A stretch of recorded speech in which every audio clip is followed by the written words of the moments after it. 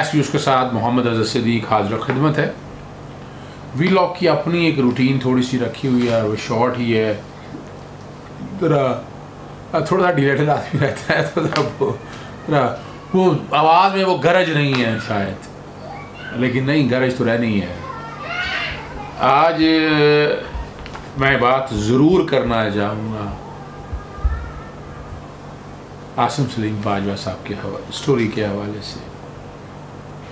Channel subscribe आप कर रहे हैं, बेल आइकॉन क्लिक कर देंगे तो अब तक हर जो वीलॉग है, जो वीडियो लॉग है, वो अब तक पहुंच जाएगा। लेकिन सब्सक्रिप्शन लाजमी है, जो मैं कहना चाहता हूँ या सुनना चाहते हैं। पाकिस्तान 5th जनरेशन वॉर से एक जंग लड़ रहा है। ये मैं पुरानी बात कर रहा हूँ, ये नई नहीं कर रहा। और उसके लिए कई कहानियाँ आपने देखी हैं, यहाँ सोशल मीडिया पे जो मर्ज़ी झूठ कहा जाए और फॉल बका जाए और उसको पजीराई मिल जाती है। कमाल की बात है, उस झूठ को पजीराई मिल जाती है। देखिए, कुछ केसेस को आपस में कोशिश की जा रही है कि मैं जो कह दूँ, मैं इल्ज़ाम झूठे लगा दूँ तो उसका जवाब मुझे देना लाजमी है। झूठे इल्ज़ाम का जवाब तो देना नहीं चाहिए, उस पर कानूनी कार्रवाई होनी चाहिए। और मैं यकीन रखता हूँ कि यकीनन आसिम सलीम बाजवा साहब के भाई या बेटे इस स्टोरी के अगेंस्ट यकीनन कोई कानूनी कार्रवाई करेंगे। मैं तो ये जिक्र करूँगा, ये 4 सफ़ों की प्रेस रिलीज़ है जो बिल्कुल साफ चलेगी। इस वीलॉग में साथ साथ 4 सफ़ों पे ना ये चलेगी। ये प्रेस रिलीज़ जारी की साइन के साथ lieutenant general retired Asim Salim Bajwa, SAPM special assistant to prime minister on information and broadcasting और चेयरमैन CPAC अथॉरिटी ने 3 सितंबर 2020 को, और वो अंग्रेज़ी मना किया वो आप लोगों ने, पर मैं क्या करूँ, वो पढ़नी ज़रूरी है। The news broken by mister Ahmed Noorani on an unknown website 27/8 regarding myself is vehemently denied as incorrect and false. बस ये इन्हीं लफ्ज़ों में बात ख़त्म हो गई। It has been alleged as follows: my declaration of asset and liabilities as SAPM in federal government dated 22 June is incorrect because I have failed to disclose the investment of my wife abroad. My brothers have conducted business in the USA and their growth of business is relatable to my promotion in the Pakistan Army. Loves underlying Pakistan Army. Random mention has been made of companies, business and properties owned by my brother and children with sweeping allegations regarding their valuation and property. देखिए, यहाँ चीज़ बड़ी clear करना ज़रूरी है। वो clear क्या करना ज़रूरी है? पनामा केस में पूरी दुनिया में नाम आए और उसमें नवाज शरीफ साहब और बाकी लोगों के हवाले से भी आया। एसेट रिकवरी यूनिट या सुप्रीम कोर्ट जब ये मामला देख रही थी तो मेरी इतला के मुताबिक या इन कॉन्टेक्स्ट में जो ऑफशोर कंपनीज या ब्रिटिश वर्जन आइलैंड में या इस तरह चीज़ों में वो चीज़ें फिर कई चीज़ें सामने आई सर। वो जहांगीर तरीन साहब और बाकी लोगों के हवाले से भी सामने आई, और इसी तरह जस्टिस काजी फायदी साहब के हवाले से भी प्रॉपर्टीज़ जो भी हैं वो चीज़ें सामने आई। आसिम सलीम बाजवा साहब के हवाले से कोई चीज़ सामने नहीं ऐसी आई, ना कोई पनामा लीक्स थी, ना कोई विकी लीक्स थी, और एक ही शख्सियत को टारगेट क्यों किया गया? अगर ये चीज़ें सारी चीज़ें सारे को पता है, रजिस्टर्ड हैं ये सारी, जब वह मौजूद रहे, तो ये अब जो CPAC का चेयरमैन बने तभी ये मामला क्यों उठे? ये 5th जनरेशन वॉर का हिस्सा मैं इसलिए कहता हूँ।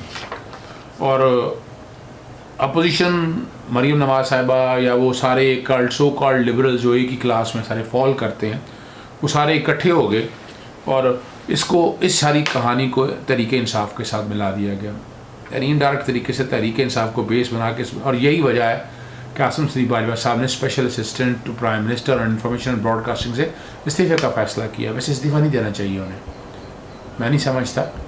ये तो फिर वो उन दुश्मनान की और उन लोगों की जीत है जो ये कोशिश करना चाहते हैं। ये अपना ओपिनियन है उनका, जो भी फ़ैसला करना चाहें।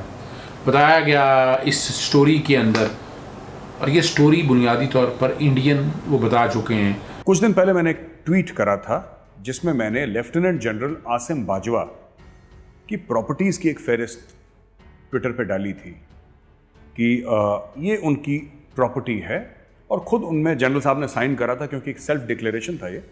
तो जनरल साहब ने साइन करा कि साहब ये मेरी प्रॉपर्टी है। तो फिर वो पूरी प्रॉपर्टी की लिस्ट मैंने वहाँ पर डाली, जिसमें दिखाया कि करीब 10-15 प्रॉपर्टीज़ हैं और बड़ी बड़ी प्रॉपर्टीज़ हैं। सारी की सारी प्रॉपर्टीज़ जो थी उनकी, यानी कि जायदाद जितनी भी थी जनरल साहब की, वो उसके पैसे कम लगाए गए थे। जब आप पीछे जाएंगे तो इंडियन स्टोरी जो पीछे चली है ना, वो भी साथ कोशिश करूँगा बैकग्राउंड में, और अहमद नूरानी साहब की स्टोरी भी बैकग्राउंड में साथ साथ चले। 99 कंपनीज़ की बात की गई, 130 फ्रेंचाइजी की बात गई, 13 कमर्शियल प्रॉपर्टीज़ या 2 घर उनके बच्चों के नाम, यानी ये लुबे लुभाव इन चीज़ों का ये है। और ये सबसे पहले फिर वही बात है, इंडियन रॉ का जो एजेंट है उसने ये चीज़ उठाई और ये चीज़ फिर आगे चली, और आपके सामने सख्ती से तब्दील कर दी आसिम सलीम बाजवा साहब ने बेटों के इल्ज़ाम से। और ये भी कहा कि साख मुतासर करने की कहा है। बीवी के हवाले से उन्होंने कहा कि 1 जून 2020 को तमाम सरमाकारी $19,000 का एग्जैक्ट मैं अमाउंट अभी आपको बताता हूँ मैं देख के सारा, अमेरिका में कारोबारी मफाद उन्होंने ख़त्म किया। $73,000 के करीब जो है वो भाइयों के हवाले, 19,000 अगर निकाल दे तो 54,000 क्या ये बचत वो कर नहीं सकते थे। ये हवालियों से बड़ी वादे तौर पर पता है। कुछ $70 मिलियन की इन्वेस्टमेंट है, $60 मिलियन कर्ज है। अब ये आप ज़रा ख़ुद सोच लें, जो मनी ट्रेल मांग रहे हैं या कुछ और मांगना चाहते हैं, अब उनको दरवाजे खुलें, जाएँ अदालतों में रब्ता करें, जाकर बता सकें ताकि आप क्लियर हो जाए। अब वो पापा जॉन्स के स्टोरी थे, बाज को ग्लोबल मैनेजमेंट है, उन्होंने कहा कोई ओनरशिप इंटरेस्ट नहीं है पापा जॉन्स के अंदर, जो यूएसए में, डीक्यू में या यूएई में, और कोई रियल इंडस्ट्री में नहीं है। जो उन्होंने साथ किया कि there are total of 27 active companies, 27 active companies हैं जो यूएस में और 2 यूएई में हैं।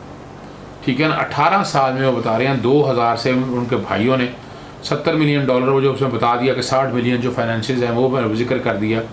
एग्जैक्ट अमाउंट जो आपसे मैंने वादा किया था कि $US मिलियन, 73,950 की टोटल कैपिटल इन्वेस्टमेंट जो शो की है, जो इन्वेस्ट किया जो पॉकेट से, और उसमें से 19,492 रुपये जो हैं वो उनकी मिसेस के हवाले से है, जो बता रहे हैं कि मेरी अपनी जमा पूंजी थी जो मैंने सारा करके ना टोटल, और 54,458 जो है वो भाइयों के हवाले से है। अब ये सारी टोटल पोजीशन सारी बता दी उन्होंने, क्लियर कर दी। फिर बेटों के बारे में भी उन्होंने क्लियर कर दी। Shaan builders and estate private limited जो SCCP में रजिस्टर्ड है, उन्होंने कहा कोई काम नहीं किया। हिमालय प्राइवेट लिमिटेड रजिस्टर्ड है बेटों के नाम पर, 50% शेयर है, छोटी कंपनी है, cumulative profit of less than 5 lakh रुपए के करीब इट है। और इसी तरह एक और यानी बिजनेस क्रिप्टन, बाकी चीज़ों को क्रिप्टन के हवाले से ये भी क्लियर कर दिया कि किसी ने ये देखना तक गवारा नहीं किया कि फरवरी 2019 में वो रजिस्टर्ड हुई और डॉर्मेंट है। और एडवांस मार्केटिंग, अच्छा जी, फिर वही बात है कि ये सेट कंपनी ये भी डॉर्मेंट है और कोई कारोबार ही नहीं है। कंपनी तो कई ऐसी हैं जो मैंने भी, मेरे बच्चों के नाम पे कई रजिस्टर्ड हैं, डॉर्मेंट हैं, काम ही कोई नहीं करते। और शॉन मैनेजमेंट ग्रुप LLC सन घर है USA के अंदर, उन्होंने आगे वो अमाउंट बताई है। If the journalist is in question had bothered to find out facts honestly, justly and fairly, he would have also find out that the house in question was only bought for an amount of US dollar 31,000 in a cheap foreclosure proceeding, and the amount of $31,000 US dollar is fully justified by 2 sons independent sources. This is a small house.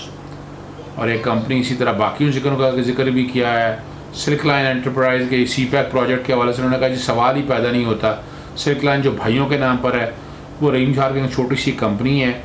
This company is in Rahim Jharkhand and has only provided labour human resource to industries in Rahim Jharkhand. It means आगे वो जिक्र करते हैं, it may be stated that one of my sons owns a house in USA but the same has been acquired through mortgage in the manner that 80% of the loan mortgage remains unpaid. अभी तक 80% आना, small house है।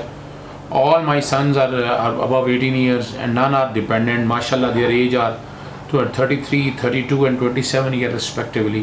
It shall be noted my sons completed their business degree from reputable university in the United States and had well-paying jobs.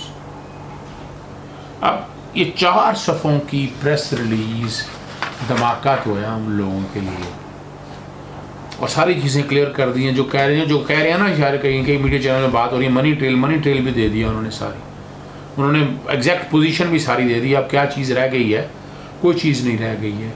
ये 5th generation war का हिस्सा है, इसमें बाकायदा एक मुतबर इदारे अक्सर फौज जिसको टारगेट ये सो कॉल्ड लिबरल्स और किसी ना किसी हवाले से, और ये PMLN के अंदर बहुत ज़्यादा है, बहुत ज़्यादा लोग हैं। मरीम नवाज साहब अपने तौर पर आपको पता है, आप हमें भूलना नहीं चाहिए, हमें सिरिल अलमिडा नहीं भूलना चाहिए, हमें गुलभूषण जाधव नहीं भूलना चाहिए, हमें सारे वो कहानियाँ आपके आँखों के सामने आ जानी चाहिए कि जो एक नज़र आ रहा है। और ये सो कॉल्ड लिबरल ब्रिगेड जिसमें वो गुल अली इस्माइल है, नजम सेठी साहब हैं, मोहसन दावड़ हैं, अली वज़ीर हैं, फ़रतुल्लाह बाबर साहब हैं, अपना पाकिस्तान पीपल्स पार्टी के अंदर, फिर यहाँ हमारे हसन इकबाल साहब भी यानी वही इसी क्लास से वो बिलोंग करते हैं, हुसैन हक्कानी साहब हैं।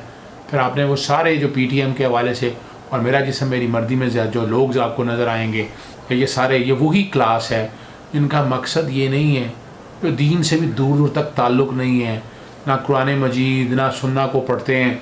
मैं बार बार जिक्र कर चुका हूँ कि अगर आराम से आप पढ़ लें आपको कई चीज़ें मिल जाएंगी। 850 साल पेशम गोई जो हैं हज़रत नेमतुल्लाह शाह वली रहमतुल्लाह अलैह की, ये सारी अगर आप देख लें, ग़ज़वा हिंद के हवाले से अगर देख लें तो वो एक किरदार है आने वाले दौर में, तो उस किरदार को मसख़ करने की कोशिश की जा रही है, उसको कुछ नहीं होना। ये तो कायनात आगे चलनी है, दीन इस्लाम भी चलना है, दीन इस्लाम की फ़तह भी होनी है। और ऐसे लोगों की जो समझते हैं कि हम वक्त के साथ साथ दीन की बुनियादें चेंज होंगी, दीन जो 1450 साल तय कर दिया, जो प्रिंसिपल तय कर दिए वही चलने हैं और वही आगे जाने हैं। ये 5th जनरेशन वॉर का हिस्सा हमें समय नहीं बनना चाहिए।